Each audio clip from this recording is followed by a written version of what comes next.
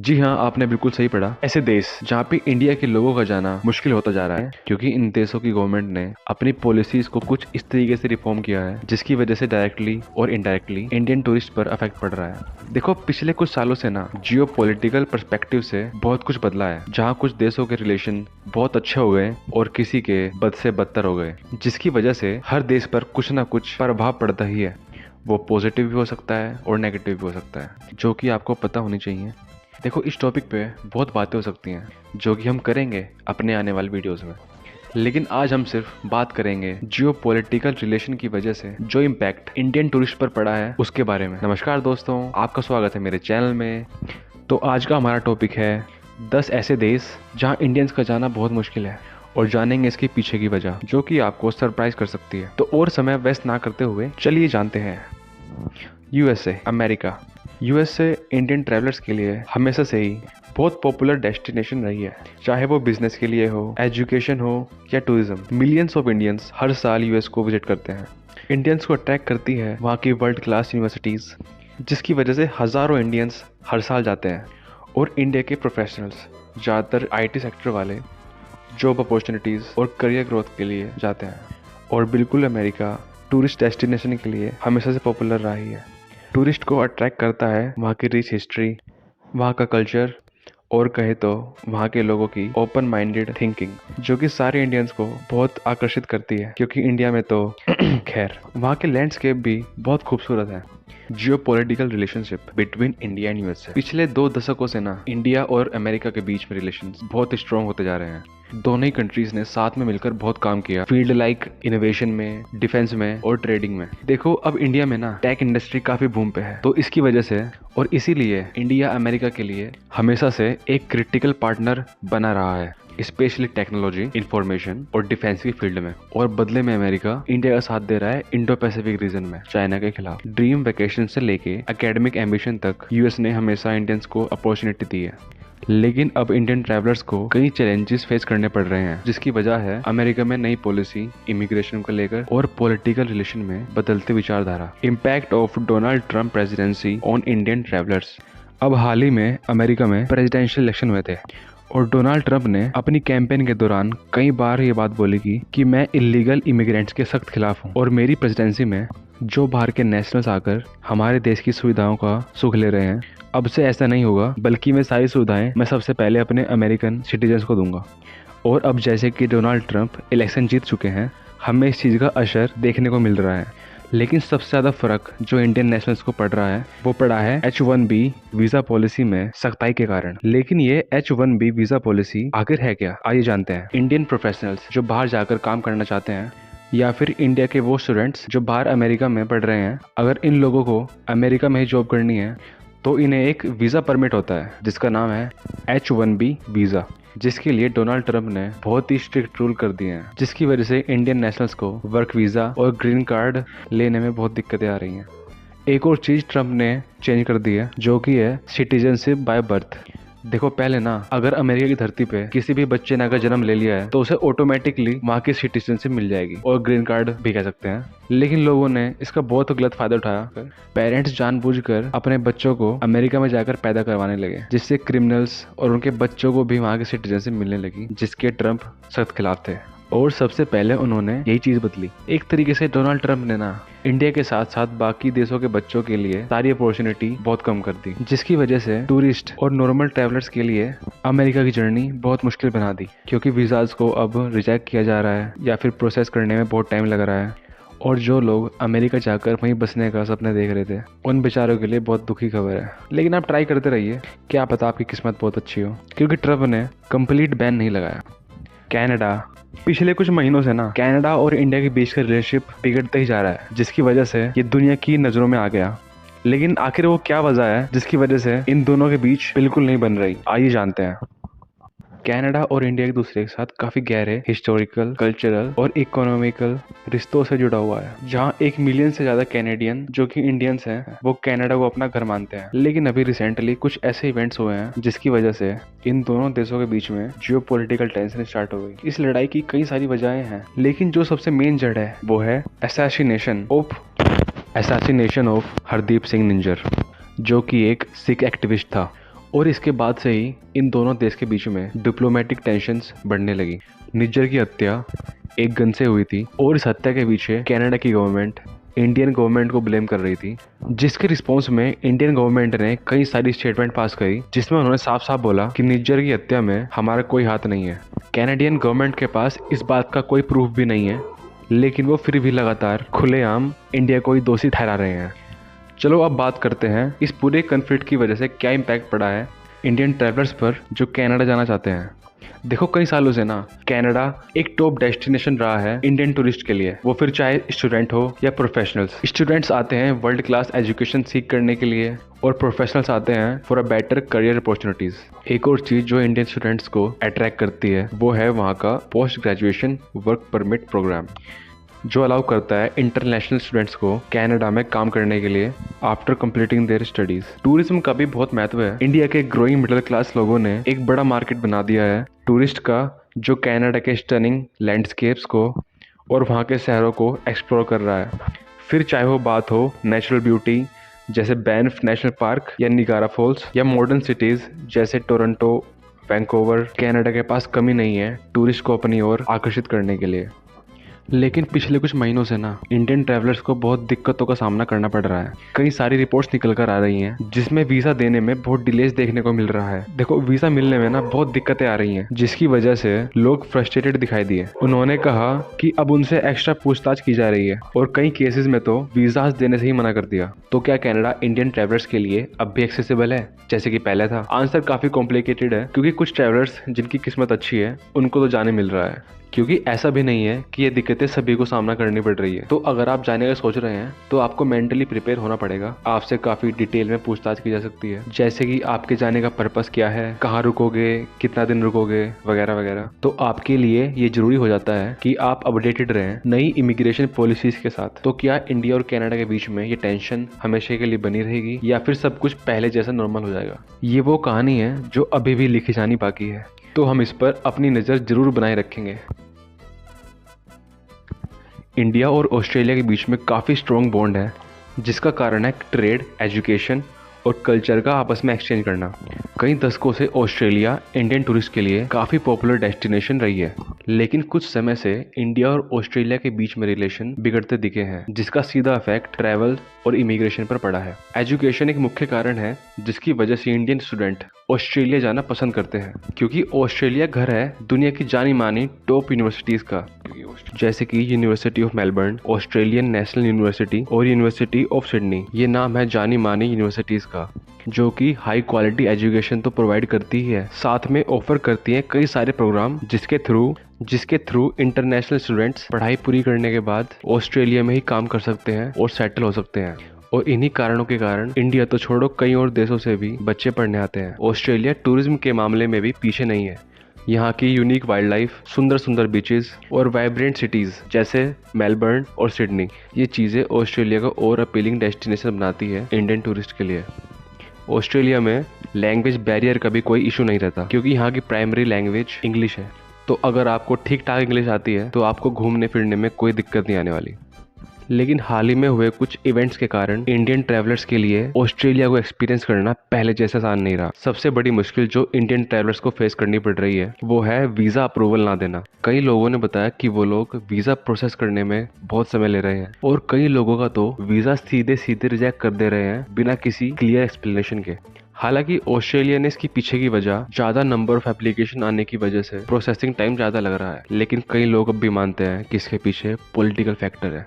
फिर भी टूरिस्ट के लिए तो कम पूछताछ करते हैं, लेकिन जो लोग स्टूडेंट वीज़ा और वर्क परमिट के थ्रू ऑस्ट्रेलिया जाना चाहते हैं उनके सामने ज़्यादा मुश्किल आन खड़ी है, क्योंकि उनसे ज़्यादा पूछताछ की जा रही है। हर चीज़ इतने डिटेल में पूछ रहे हैं जिससे कई लोग फ्रस्ट्रेटेड भी दिखाई दिए, जिसकी वजह से ऑस्ट्रेलिया जाने वाले टूरिस्ट की मात्रा घट गई है। लेकिन इन सब के पीछे की वजह क्या है? ये चैलेंजेस हमें क्यों फेस करने पड़ रहे हैं?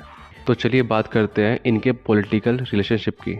देखो, अगर हम बात करते हैं इंडिया और ऑस्ट्रेलिया के बीच में पॉलिटिकल रिलेशनशिप की, तो वो समय समय पर बिगड़ते दिखाई दिए हैं, जिसमें से कुछ अहम मुद्दे हैं इमिग्रेशन को लेकर, नेशनल सिक्योरिटी को लेकर और ट्रेड भी शामिल है। देखो वैसे तो इंडिया और ऑस्ट्रेलिया कई सारे इंटरनेशनल फोरम्स के मेंबर हैं, जैसे G20, the quad, Commonwealth of Nations और भी कई सारे, जहां पर दोनों ही देशों के लीडर्स साथ साथ दिखाई देते हैं। लेकिन कुछ इश्यूज को लेकर इन दोनों देशों की अलग अलग विचारधाराएं रही हैं, जिसका एक एग्जाम्पल है इंडो पैसिफिक रीजन में हो रहा चाइना का दबदबा। इस केस को लेकर दोनों ही देशों ने अपने अपने विचार रखे हैं, जो कि एक दूसरे से बिल्कुल भी मेल नहीं खा रहे थे। और हाल ही में इंडियन गवर्नमेंट ने इंडियन स्टूडेंट्स की, जो कि ऑस्ट्रेलिया में पढ़ रहे हैं, जिसमें इंडियन गवर्नमेंट ने बात करी रेसिज्म और सेफ्टी की इंडियन स्टूडेंट्स के लिए, जिसकी वजह से टेंशन और बढ़ गई। और बस इन्हीं छोटे मोटे कारणों के कारण इन दोनों देशों में अनबन है। देखो आप ये बिल्कुल मत सोचिएगा कि सिर्फ इंडिया को ज़रूरत है ऑस्ट्रेलिया की, बल्कि ऑस्ट्रेलिया को भी उतनी ही ज़रूरत है इंडिया की। ऑस्ट्रेलिया की इकोनॉमी में बहुत बड़ा हाथ है इंडियन स्टूडेंट्स का, हमारे स्किल्ड वर्कर्स का और टूरिस्ट का, जो वहाँ जाकर दबा के खर्चा करते हैं। दोनों ही देशों को एक दूसरे की ज़रूरत है, तो हमें यही उम्मीद करनी चाहिए ये दोनों देश अपने डिस्प्यूट्स को रिजॉल्व करें और जल्द से जल्द एक दूसरे से हाथ मिला लें, एटलीस्ट अपने सिटीजन्स के लिए। मालदीव जाना जाता है अपने सुंदर बीचेस, वहाँ का नीला पानी, लग्जरी रिजॉर्ट्स। मालदीव्स इंडियंस के लिए हमेशा से पॉपुलर डेस्टिनेशन रही है अपनी छुट्टियां बिताने के लिए, जिसमें सबसे बड़ा योगदान है सेलिब्रिटीज और इन्फ्लुएंसर्स का। ये लोग अक्सर यहाँ जाकर अपनी फोटोज को सोशल मीडिया पर शेयर करते हैं, जिसकी वजह से डायरेक्टली इंडियंस इन्फ्लुएंस हुए हैं मालदीव जाने के लिए। मालदीव्स एक आइसलैंड नेशन है जो कि अरेबियन सी और पैसिफिक के बीच में लोकेटेड है, और इसी के लिए मालदीव इंडिया के लिए बहुत जरूरी है, क्योंकि हमें ट्रेडिंग करने में और अपने देश की सिक्योरिटी में भी बहुत हेल्प मिलती है, जिसके बदले इंडिया ने मालदीव्स की कई बार मदद की है, जैसे इकोनॉमिक एड, मिलिट्री असिस्टेंस, और कई सालों से जो मालदीव्स में डिजास्टर आए हैं उससे रिकवर होने के लिए कई फंड्स प्रोवाइड किए हैं।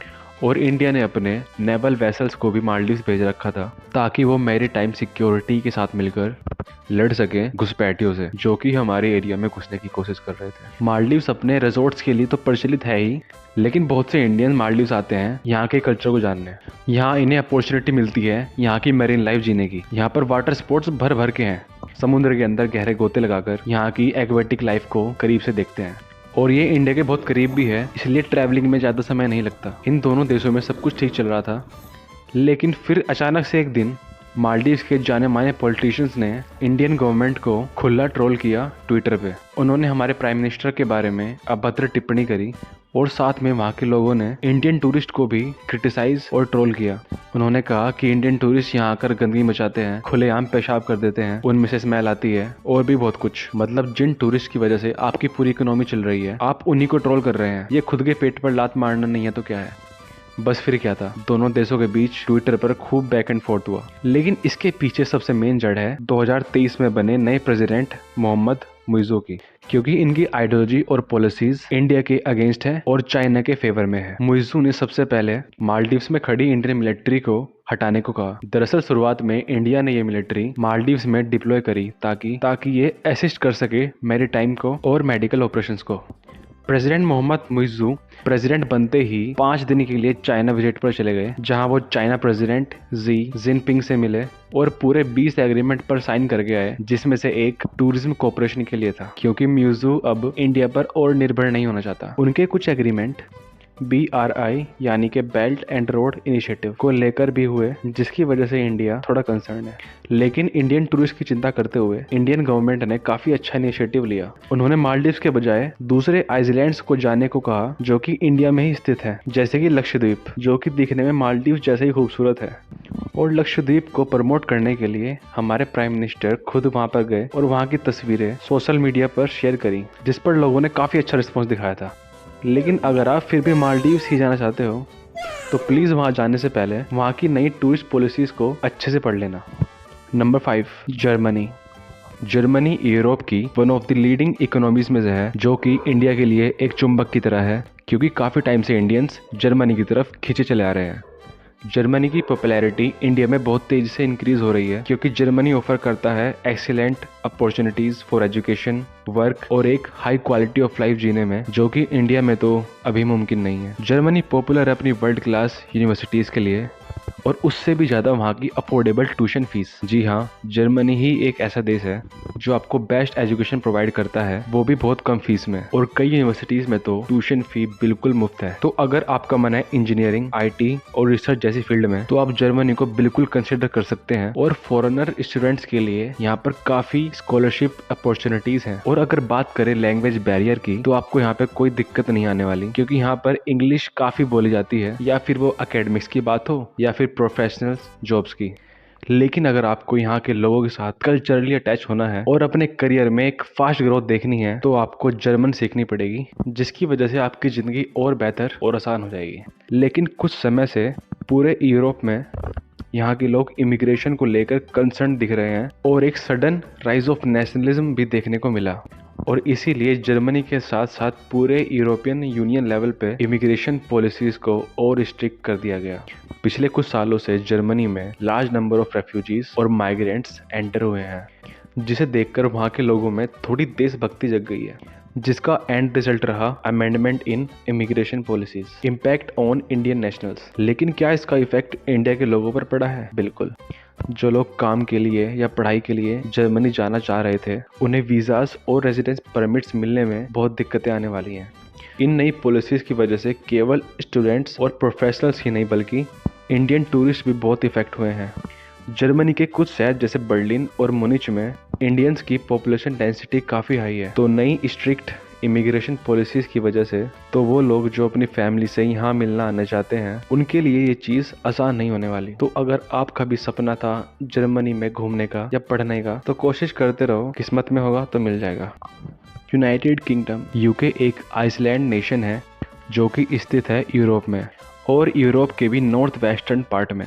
ये अटलांटिक ओशन से घिरा हुआ है और अपने आप में एक सोवेराइन नेशन कहलाता है, जो कि बना है 4 कंट्रीज से मिलकर। सबसे पहले इंग्लैंड, जो कि फेमस है अपनी कैपिटल सिटी लंदन के लिए। दूसरा स्कॉटलैंड, फेमस है अपनी स्टनिंग हाईलैंड्स और विस्की के लिए। तीसरा है वेल्स, जाना जाता है अपने प्राचीन कैसल्स के लिए। और चौथी कंट्री है नॉर्दर्न आयरलैंड, जहाँ है सांस रोक देने वाले लैंडस्केप्स और अपनी कल्चरल हिस्ट्री के लिए। यूके में आज भी मोनार्की सिस्टम है, जिसका मतलब है अभी भी वहाँ पर राजा या रानी रूल करती है, और फिलहाल चार्ल्स III यहाँ के किंग है। यूके की हिस्ट्री काफी रिच है, जिसमें रोमन इन्वेजन से लेके ब्रिटिश एम्पायर तक की बातें हैं, जिन्होंने एक टाइम पे दुनिया का 1/4 हिस्सा रूल किया था, जो कि अपने आप में बहुत बड़ी बात है। और अगर हम कल्चरल इन्फ्लुएंस की बात करें, तो यूके ने इस दुनिया को दिया है शेक्सपियर, बीटल्स, हैरी पॉटर और अनगिनत आइकॉनिक कंट्रीब्यूशन दी है, फिर चाहे वो बात हो म्यूजिक की, लिटरेचर की या आर्ट की। और इंग्लिश, दुनिया की सबसे ज्यादा बोले जाने वाली लैंग्वेज, उसका भी इजाज यहीं से हुआ था। अगर बात करें एजुकेशन की, ऑक्सफोर्ड, कैम्ब्रिज जैसी यूनिवर्सिटीज पूरी दुनिया में जानी जाती हैं, जो कि पूरी दुनिया से बच्चों को अपनी तरफ अट्रैक्ट करती है। कई इंडियंस ने भी यहाँ से पढ़ाई करी है, जो कि आज दुनिया की सबसे बड़ी बड़ी इंडस्ट्रीज में पोजीशन है। और टूरिस्ट के लिए लंदन की स्ट्रीट से लेकर स्कॉटिश हाईलैंड्स तक UK incredible natural beauty offer करता है। इस वक्त पूरी दुनिया में best Indian cooking food UK में मिलता है। और आपने यूके को ज़रूर इंडियन फिल्म्स में या गानों में ज़रूर देखा होगा, क्योंकि 50 से ज़्यादा बॉलीवुड मूवीज़ यहाँ पर शूट करी गई हैं। यूके ने फिलहाल में ही एक नई स्कीम लॉन्च करी है, ब्रिटिश आयरिश वीज़ा स्कीम, जिसके चलते ही इंडियन सिंगल विजिट वीज़ा पे यूके और आयरलैंड दोनों कंट्रीज को विजिट कर सकते हैं। हर साल लगभग 4 लाख इंडियंस यूके को विजिट करते हैं। यूके एक पॉपुलर डेस्टिनेशन है इंडियन स्टूडेंट्स के लिए, क्योंकि उन्हें यहाँ भी पढ़ाई के बाद काम करने की फैसिलिटी मिलती है। हालांकि यूके एक काफ़ी महंगा शहर है, लेकिन तब भी इंडियन पेरेंट्स लोन लेके अपने बच्चों को पढ़ाते हैं, क्योंकि उन्हें पता है कि यहाँ की डिग्री वर्थ इट है। वो यहाँ जॉब करके पहले साल में ही अपना पूरा लोन खत्म कर देंगे और उसके बाद मजे ही मजे। लेकिन इस वक्त पे यूके में स्थिति नॉर्मल नहीं है, क्योंकि यहाँ चल रहे हैं दंगे, जो कि पिछले 10 सालों में से सबसे घातक माने जा रहे हैं। और ये प्रोटेस्ट किए गए माइग्रेंट्स के खिलाफ, जो लोग अपने देश को छोड़कर यहाँ यूके में बस गए हैं, पर्टिकुलरली मुस्लिम्स के अगेंस्ट। अगर रिपोर्ट्स की माने तो ये वायलेंस स्टार्ट हुआ था एक घटना से, जब एक आदमी ने साउथ पोर्ट पर 3 छोटी लड़कियों को चाकू घोंपकर मार दिया। और ये बात है वायलेंस स्टार्ट होने से एक हफ्ता पहले की। तो इस घटना को एंटी इमिग्रेंट्स और एंटी मुस्लिम्स के ग्रुप्स ने मिलकर इंटरनेट पे झूठी अफवाहें फैला दी कि इन तीनों लड़कियों की हत्या एक मुस्लिम आदमी ने की है, और जिसने वायलेंस को बढ़ावा दिया। हालांकि इस इन्फॉर्मेशन को ब्रिटिश पुलिस ने पहले ही खारिज कर दिया था। उन्होंने ये कंफर्म बताया कि जो सस्पेक्ट है वो ब्रिटेन में ही जन्मा है और क्रिश्चियन है। लेकिन तब तक बहुत देर हो चुकी थी। ये दंगे बहुत लार्ज स्केल पे होने लगे जो कि किसी के भी कंट्रोल में नहीं आए, जिसमें कई सौ लोगों ने लूटपाट मचाई, मस्जिदों पर अटैक किए गए और माइनॉरिटीज़ के खिलाफ भी वायलेंस देखने को मिला। इन दंगों की फुटेज सोशल मीडिया पर अपलोड की गई जिसमें लोग दूसरों की प्रॉपर्टी में तोड़ फोड़ मचा रहे थे। सन 2010 से लेकर अब तक इन दंगों को सबसे बुरे दंगे बताए जा रहे हैं जो कि मेजर सिटीज में किए गए, जैसे लिवरपूल, मैनचेस्टर। प्रोटेस्ट जो हैं इमिग्रेंट्स के खिलाफ तो किए ही जा रहे थे, लेकिन उल्टा इमिग्रेंट्स भी प्रोटेस्ट कर रहे थे रेसिज्म के खिलाफ। इंडियन हाई कमीशन जो कि लंदन में है, उन्होंने एक एडवाइजरी इशू की है जिसमें उन्होंने इंडियन सिटीजन को इस पूरी सिचुएशन को लेकर चौकन्ना रहने को कहा है, खासकर वो इंडियन सिटीजन्स जो यूके ट्रैवल करना चाहते हैं। तो अगर आप भी यूके जाने का प्लान कर रहे थे तो प्लीज जाने से पहले लोकल न्यूज़ से अपडेटेड रहना। यूके अथॉरिटीज़ की तरफ से जो सेफ्टी एडवाइस की गई है उसको ध्यान रखें और ऐसे एरिया को अवॉइड करें जहां प्रोटेस्ट हो रहे हैं। चाइना। पिछले कुछ सालों में चाइना जाने वाले इंडियंस की संख्या बहुत तेज़ी से बढ़ी है, जिसके पीछे की वजह हो सकती है टूरिज्म, बिजनेस, एजुकेशन और कल्चरल एक्सचेंज के। चाइना का रिच कल्चर हेरिटेज कई इंडियंस को बहुत आकर्षित करता है, जहां उन्हें मौका मिलता है वहां के आइकॉनिक लैंडमार्क्स को एक्सप्लोर करने का, जैसे कि ग्रेट वॉल ऑफ चाइना। यहाँ के सीनिक ब्यूटी की बात ही अलग है, जैसे ज़ेंग जिआईजी और गुलिन। आपने एवतार मूवी तो देखी ही होगी, उसका थीम इन्हीं जगहों से इंस्पायर्ड है। लेकिन ये सब तो वहाँ पे बहुत पहले से था, तो अब क्यों लोग चाइना जाना प्रेफर कर रहे हैं? उसकी वजह है मॉडर्न अट्रैक्शन। शंघाई, बीजिंग और शैनज़ेन जैसे शहर चाइना के मॉडर्न इंफ्रास्ट्रक्चर को शोकेस कर रहे हैं। वहाँ की बड़ी बड़ी स्काईस्क्रैपर्स और technology hub. Indians China shopping और ट्रेड करने के लिए भी जाते हैं क्योंकि उन्हें यहाँ इलेक्ट्रॉनिक्स, टेक्सटाइल्स और घर के सामान सस्ते में मिल जाते हैं, खासकर गुआंगझाओ मार्केट में। अब ये तो हो गई पॉजिटिव बातें। अब बात करते हैं नेगेटिव साइड, जो कि पॉलिटिकल रिलेशनशिप की वजह से बिगड़ा है। इंडिया और चाइना के बीच में कॉम्प्लिकेटेड रिलेशनशिप का मेन कारण है यूएस, जो कि चाइना का दुश्मन माना जाता है, वो इंडिया के बहुत क्लोज है, काफी क्लोज बॉन्ड है। और पाकिस्तान, जो कि इंडिया का दुश्मन देश माना जाता है, वो चाइना का क्लोज फ्रेंड है। और इसी वजह से ग्लोबल पॉलिटिकल लेवल पे इन दोनों देशों के ओपिनियन मिसमैच होते हैं। अब बात करते हैं रिसेंट में हुए डिस्प्यूट की। इंडिया ने क्लेम किया कि इंडियन टेरिटरी की जमीन का कुछ हिस्सा चाइना ने टेक ओवर कर लिया मई 2020 में। अब मई मंथ के ही लास्ट में चाइनीज फोर्सेस ने सवाल उठाया इंडियन रोड कंस्ट्रक्शन पर, जो कि गैलवान रिवर वैली में हो रही थी, अ टेरिटरी ऑफ लद्दाख। अब उन्हें ये चीज अपने लिए एक थ्रेट यानी कि जानलेवा लगी, जिसके बाद हमने इन दोनों देशों की आर्मी के बीच आमना सामना होते देखा और जिसकी वजह से हमें दोनों देशों में इंजरीज देखने को मिली। इंडिया के लगभग 20 सोल्जर शहीद हुए और चाइना के 4। और ये सब हो रहा था LAC पर। इस लड़ाई की एक वीडियो क्लिप भी काफी वायरल हुई। लड़ाई में किसी भी सोल्जर ने कोई खतरनाक हथियार यूज नहीं किया, ये एक हैंड टू हैंड कॉम्बैट था, जिसके बाद पूरे देश में बवाल सा मच गया। इंडिया में कई प्रोटेस्ट देखने को मिले।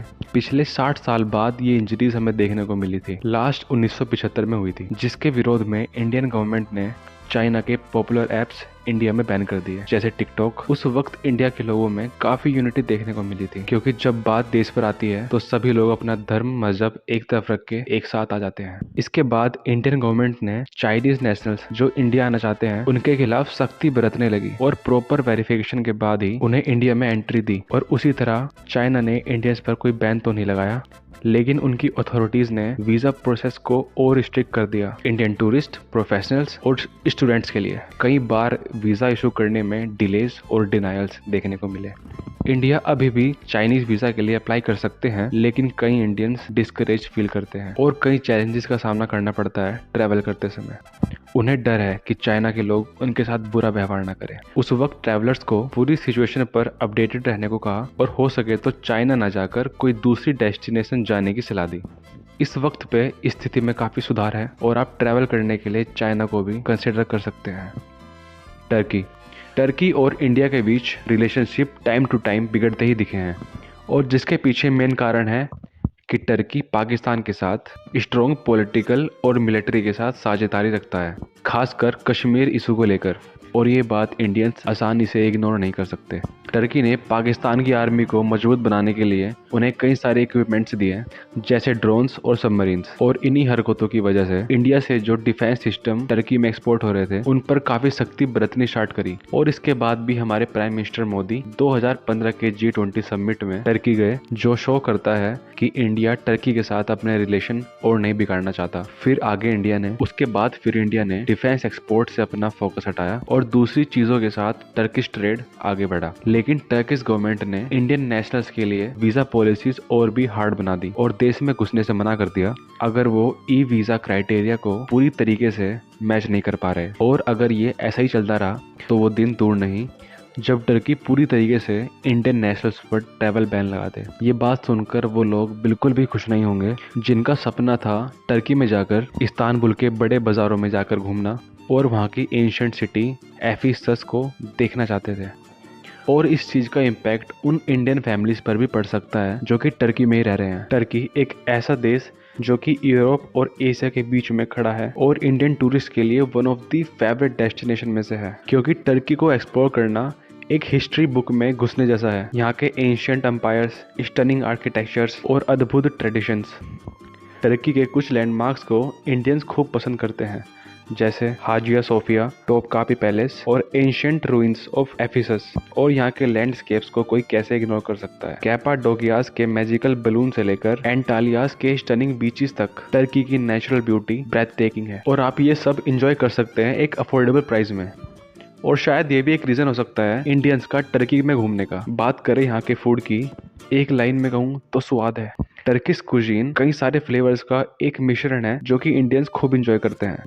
जूसी कबाब्स, स्वीट बकलावा और ऑफ कोर्स टर्किश टी और कॉफी। और अगर आप प्योर वेजिटेरियन हैं तो आपके पास भी ऑप्शन की कमी नहीं होगी। इंडियंस टर्की के साथ इजीली कनेक्ट कर पाते हैं, जिसके पीछे हाथ है बॉलीवुड का। आइकॉनिक फिल्म्स यहाँ पर शूट की गई और वो कैपाडोसिया और इस्तांबुल की ब्यूटी हमारे दिल में बस गई। लेकिन कुछ टूरिस्ट का टर्की में एक्सपीरियंस अच्छा नहीं रहा।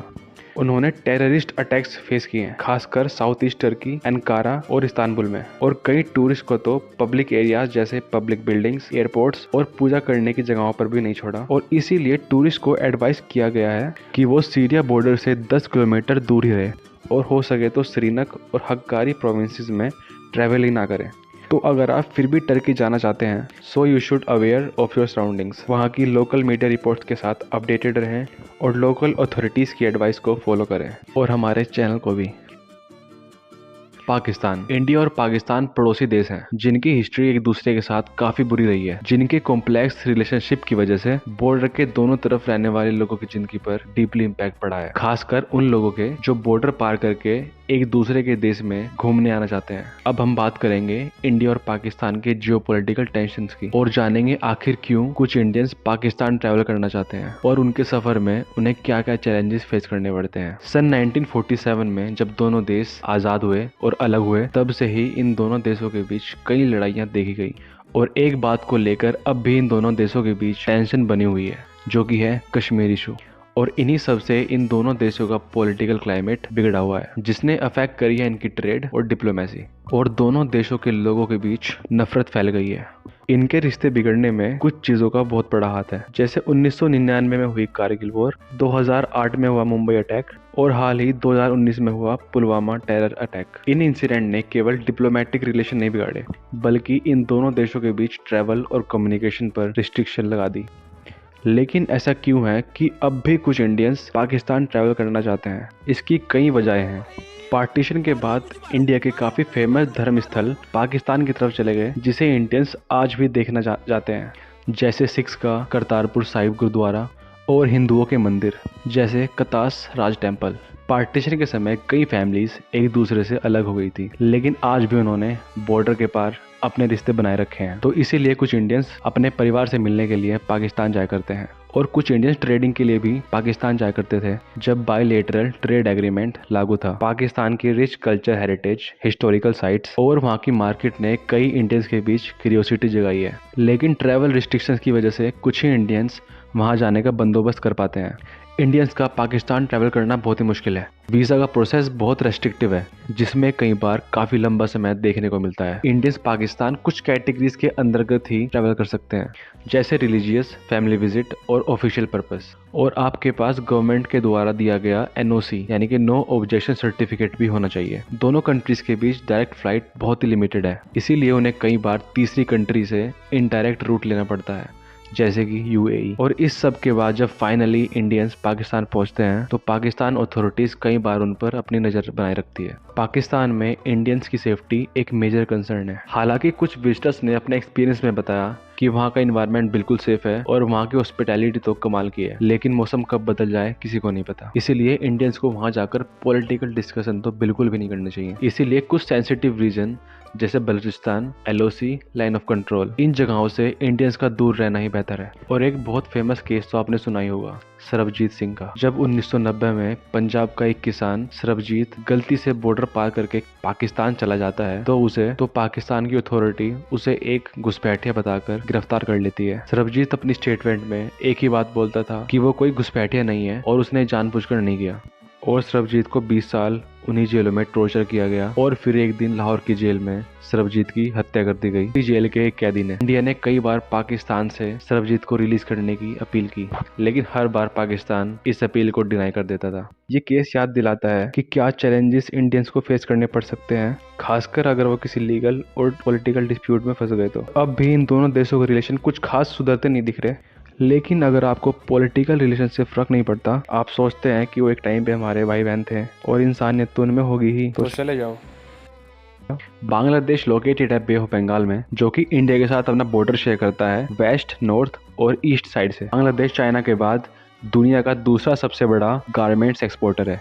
ग्लोबल फैशन इंडस्ट्री की बैकबोन है बांग्लादेश, क्योंकि ये दुनिया के सबसे बड़े बड़े ब्रांड्स जैसे गुची, ज़ारा, H&M उनके लिए कपड़े बनाता है। बांग्लादेश की पॉपुलेशन 17 करोड़ प्लस है, क्योंकि इसको बनाता है one of the most densely populated countries दुनिया की। बांग्लादेश लगभग इंडिया जैसी फील देता है, क्योंकि यहाँ का इंफ्रास्ट्रक्चर और ट्रांसपोर्ट सिस्टम लगभग इंडिया जैसा ही है। दोनों देशों का कल्चर भी काफ़ी हद तक कॉमन है, जैसे ट्रेडिशंस, फेस्टिवल्स, क्लोथिंग्स और कुजीन। फॉर एग्जाम्पल, बंगाली की एक फेमस मिठाई है रसगुल्ला, जो कि इंडिया में रसगुल्ला के नाम से प्रसिद्ध है। शादी ब्याह में तो लोग इन पे टूट के पड़ते हैं। आपको यहाँ के खाने में भी इंडियन फ्लेवर्स और इंग्रेडिएंट्स देखने को मिल जाएंगे। और इंडियंस बांग्लादेश जाना इसलिए भी प्रेफर करते हैं क्योंकि वहाँ तक ट्रैवल करना आसान है। आप हवाई जहाज से जा सकते हो, ट्रेन से जा सकते हो, यहाँ तक कि आप बाय रोड भी जा सकते हो। इसका रूट कोलकाता से होकर जाता है। लेकिन बांग्लादेश रहने वाले लोगों को कई मुश्किलों का सामना करना पड़ता है, जैसे कि पॉवर्टी, क्लाइमेट चेंज और पॉलिटिकल इनस्टेबिलिटी। लेकिन बांग्लादेश ने हेल्थ, एजुकेशन और जेंडर इक्वलिटी के मामले में काफी प्रोग्रेस की है।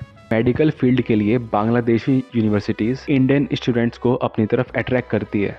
यहाँ की क्वालिटी एजुकेशन और अफोर्डेबल फीस के कारण कई इंडियन स्टूडेंट्स यहाँ जाना प्रेफर करते हैं। हाल ही में हुए बांग्लादेश में पॉलिटिकल दंगों ने इंडियन टूरिस्ट पर एक बड़ा इम्पैक्ट डाला है। इसके पीछे की वजह है बड़े पैमाने पे हुए दंगे, जो कि कोटा स्कीम को लेकर थे, जिसके बाद बांग्लादेश की प्राइम मिनिस्टर शेख हसीना को अपनी कुर्सी छोड़नी पड़ी। शेख हसीना ने इंडिया और बांग्लादेश के बीच एक स्ट्रॉन्ग बॉन्ड मेंटेन किया हुआ था, स्पेशली टेररिज्म और बॉर्डर सिक्योरिटी जैसी चीजों को काउंटर करने में। लेकिन शेख हसीना के राज में ही एक ऐसा इंसिडेंट हुआ था जिसकी वजह से कई बांग्लादेशी के मन में इंडियंस के प्रति हेटरेट अपने लगी। और ये इशू था वाटर शेयरिंग एग्रीमेंट को लेकर, जब अलेजिडली इंडिया ने बिना कोई प्रॉपर कोऑर्डिनेशन बनाए डैम वाटर को रिलीज कर दिया, जिस पर इंडिया को काफी बैकलैश मिला फॉर एलिजिड वाटर टेररिज्म। और एक एंटी इंडिया एलिमेंट बांग्लादेश में देखने को मिला। इंडिया के अगेंस्ट उन्होंने अपना गुस्सा जब दिखाया जब उनका देश पूरी तरीके से बिखरा हुआ था, लोग दंगे कर रहे थे और तोड़ाफोड़ी मचा रहे थे। तब उन्होंने बांग्लादेशी हिंदू माइनॉरिटीज को अपना गुस्सा दिखाया, जिसमें उन्होंने उनके घरों में आग लगा दी, उनकी प्रॉपर्टी पूरी तरह से डिस्ट्रॉय कर दी। लगभग 1700 फैमिलीज इस आउटरेज का शिकार बनी। 5 अगस्त से 20 अगस्त के बीच में ही वॉयलेंस के 2000 इंसिडेंट्स निकल कर आए। अक्टूबर में हिंदूज मंदिरों में दुर्गा पूजा कर रहे थे, तभी कुछ लोगों ने पंडाल्स पर कई अटैक करने स्टार्ट करे। इन इंसिडेंट्स पर इंडिया ने सोशल मीडिया पर खूब गुस्सा दिखाया। उसके बाद इंडियन गवर्नमेंट ने एक एडवाइजरी जारी कर दी, जिसमें इंडियंस को बेवजह बांग्लादेश जाने के लिए मना कर दिया और जो लोग ऑलरेडी बांग्लादेश में थे उनको चौकन्ना रहने को कहा और इंडियन हाई कमीशन के कांटेक्ट में रहने को कहा, जो कि ढाका में है। इंडियंस के लिए बांग्लादेश में कोई ट्रैवल बैन नहीं है, लेकिन इंडियंस के प्रति इतनी बदसलूकी देखते हुए लोग खुद चाह रहे हैं कि ट्रैवल बैन हो जाए। तो ये थे दुनिया के 10 ऐसे देश जिसमें इंडियंस का जाना मुश्किल होता जा रहा है। कुछ कंट्रीज ऐसी थी जो कि इंडियंस को वीजा जल्दी नहीं देती, और कुछ कंट्रीज ऐसी भी थी जिसमें इंडियंस खुद नहीं जाना चाहते। और अगर आप अभी कोई फॉरेन कंट्री घूमना जाना चाह रहे थे तो इनको अवॉइड कर दो। दुनिया में और भी सुंदर सुंदर कंट्रीज हैं जिनकी खूबसूरती और वहां जाने से पहले कुछ बातें जो आपको पता ही होनी चाहिए, उन सब की लिस्ट लेकर मैं बहुत जल्द आने वाला हूँ। सो प्लीज चैनल को सब्सक्राइब कर लेना, क्योंकि आने वाली वीडियोस में हम देश दुनिया की ऐसी बातें करेंगे जो कि आपने पहले कभी नहीं सुनी होगी।